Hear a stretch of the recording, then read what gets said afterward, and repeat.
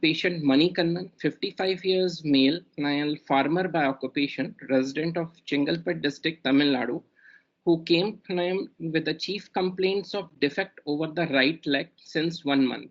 Patient was apparently all right 1 month back when, while traveling with a two-wheeler, he was hit by a four-wheeler. Following trauma, patient had severe pain and had inability to stand. Patient was taken to some private hospital where he was told that he had broken both bones in the right leg and some orthopedic procedure was done.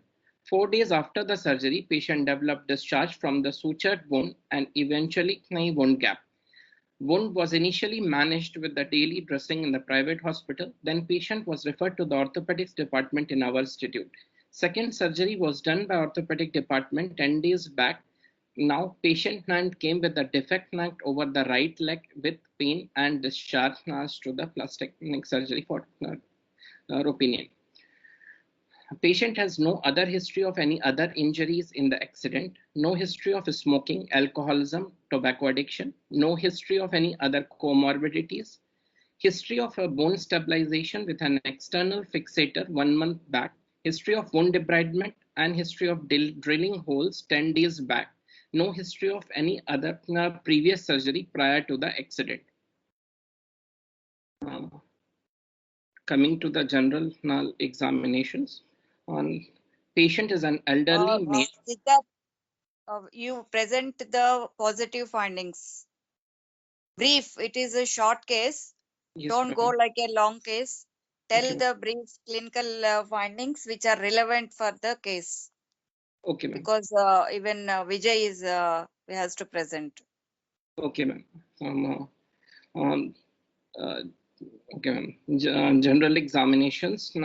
Patient is an elderly male with moderately built, moderately nourished, oriented to time, place, and person. Attitude. Now, patient is sitting on the bed with knee inflection, ankle and slight plantar flexion, and vitally stable. No other signs. Systemic examination is insignificant, and all systems have no significant findings. No generalized lymphadenopathy is present. Coming toward the local examination, on inspection, there is a single wound over middle of the right leg over anterior aspect of about 18 by 5 centimeter, extending 7 centimeter from the medial malleolus with a necrotic patch in the proximal part of the defect. Edges are sloping. Floor is covered with the granulation tissue in the peripheral portion, and in the center of the wound, tibia is exposed, measuring about 14 centimeter. It is dull yellow in color without any periosteum, with medial longitudinal anterior cortical loss, with exposed marrow cavity with pus flakes, and purulent discharge. Also, now the holes are visible, are done 10 days. There is a unilateral uniplanar external fixator spanning the wound with 2 pins above and 2 pins below the defect. Hypopigmented scar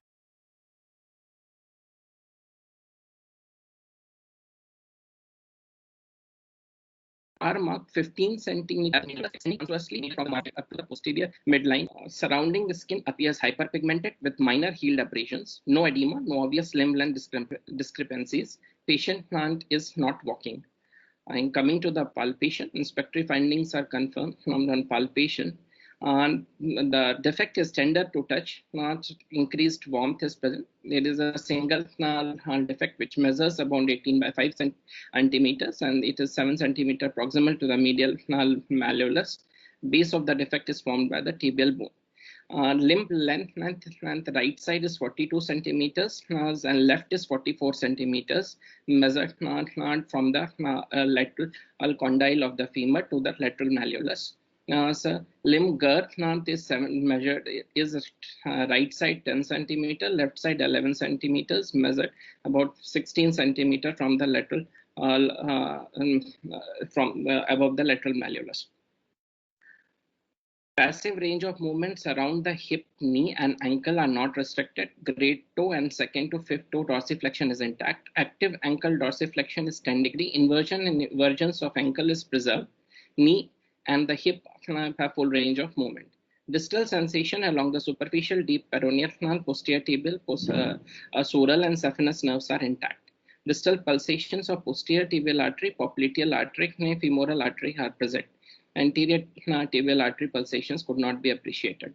No obvious lymphadenopathy. My opposite limb is normal. Donor sites for the flaps and graft for contralateral limb examined and found to be adequate. My diagnosis is post-traumatic, post-surgical composite defect of right leg with exposed fracture tibia with external fixator or without neurological deficit. Shall I summarize, ma'am? Yes, Yeah, please. investigation is done. X-ray and Doppler, all those things you show. Some summarization of that. It is a composite defect of skin and bone with the skin defect 18 by 5 centimeters, bone deficit of 14 centimeters. Should I continue, ma'am? Dr. Hari? Yeah, just what is the Doppler? You are mentioning the Doppler. Fitness is okay. What is the Doppler finding? Sir, a clinical examination finding is there, sir. Doppler yet to be made done, sir. Okay. Would you like to ask anything in clinical examination, sir? Yeah, you mentioned, but ankle range of movement did you mention? The dorsiflexion? Okay.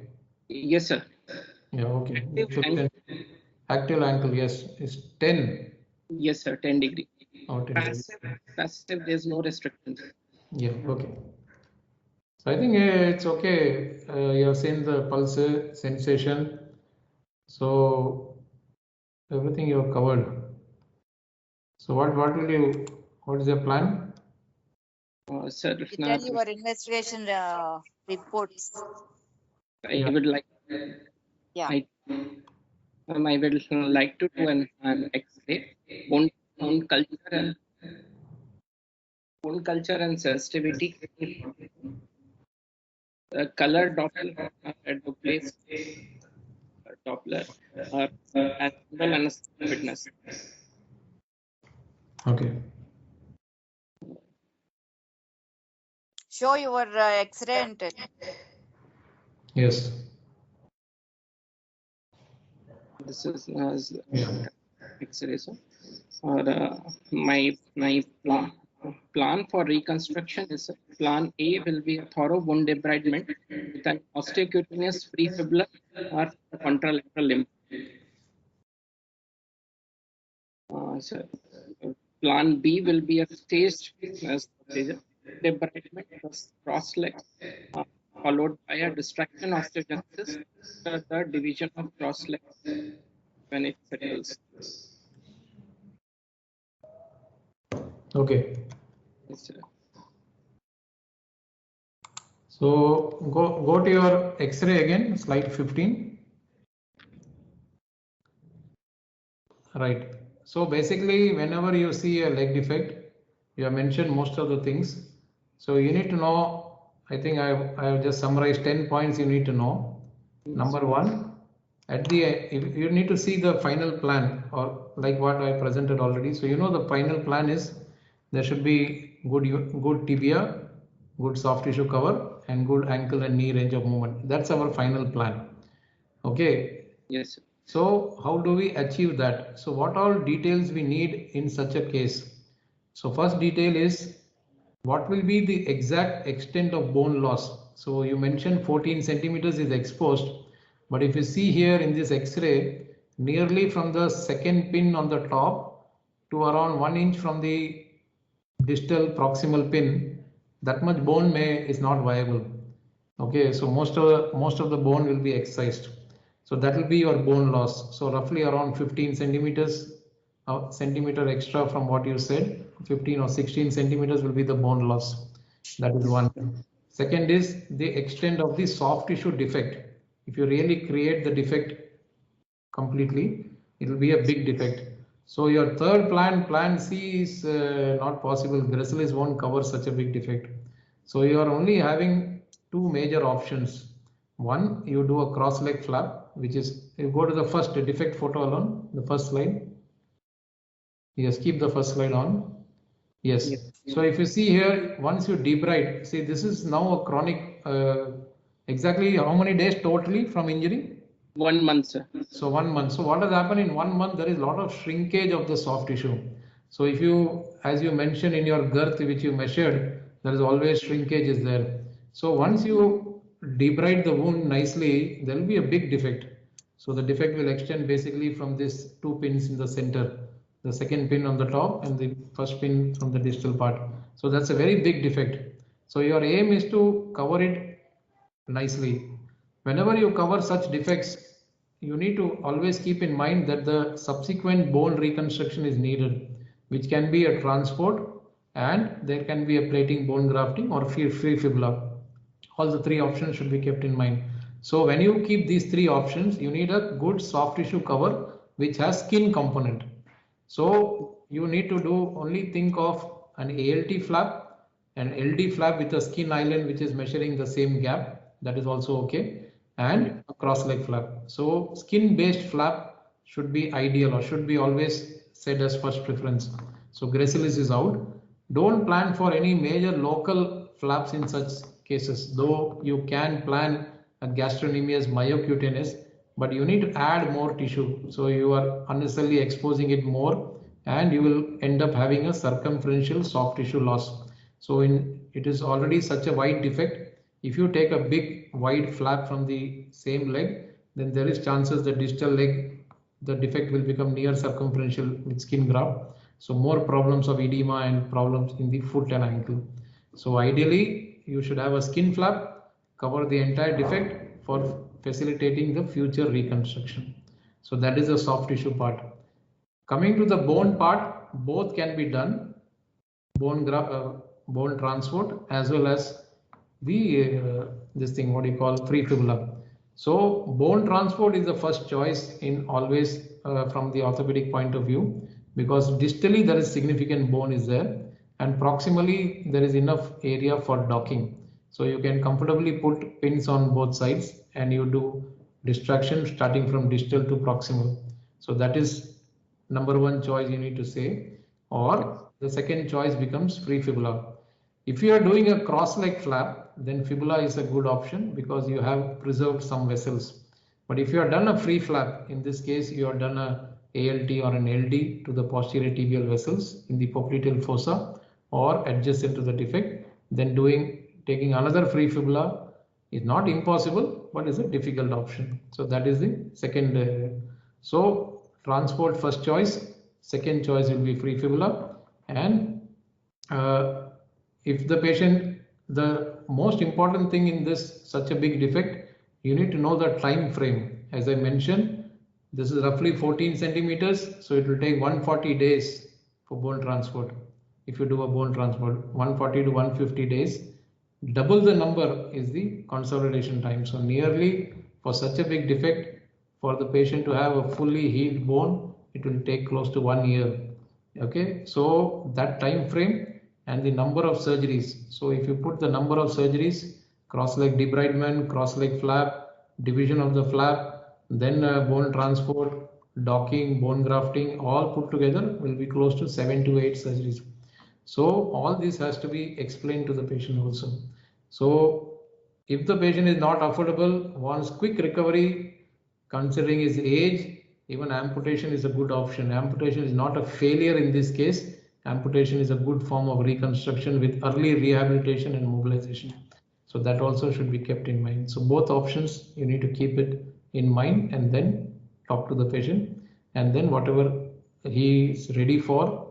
Of course, it's a government setup, so as such cost will not come, but still cost is there because every time he comes for subsequent reconstruction, travel, stay, in between dressings, it will involve cost. So this is how you need to approach this case. Madam? Thank you, sir. Hello. Yes, madam. Yes, sir. So Yes.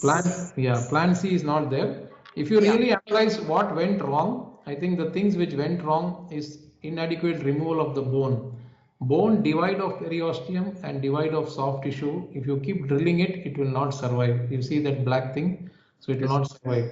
So removal of the bone there are two problems. The bone would have survived if the patient had an early soft tissue cover. So going back to the same thing, if you had covered it early with a free flap or even a cross leg flap, most of the bone could have survived. So delay in soft tissue cover exposes the bone for longer time, then bone gets dried and dried bone eventually dies. So that's what has happened here. If So there is a vessel injury associated with this, yes. so what will be the first option? So vessel injury, first option again we'll go by the same thing. You can do cross leg flap with bone transfer. That's the first option. Even without vessel injury, my first option would be in this individual with a single vessel which is good. Then I would prefer a cross leg flap and preserve my vessels for if there is problem with cross leg, the fibula option will always be there. Okay. Is there any age limit, upper age limit where you beyond which say that no cross leg flap? Yeah, the age limit for salvage is the age limit. So if he's ready for salvage at 55 years with 1 year of reconstruction, then cross leg is fine. So you need to, now we do routinely DVT prophylaxis. Clexion is there. We mobilize the leg. Knee can be mobilized. Knee can be flexed. Ankle movement can be continuously going on. So that's not a problem. Oldest we have done is 60. But yes, a free fibula, if the vessels are good, would be the first choice. And because pedicle is going to come quite proximally, and we can use the gastrocnemius or even do end to side and preserve our vessels. So as the age becomes older, the choice of free flap is over the cross leg flap. Younger age group, first choice would be cross leg. Safety first and then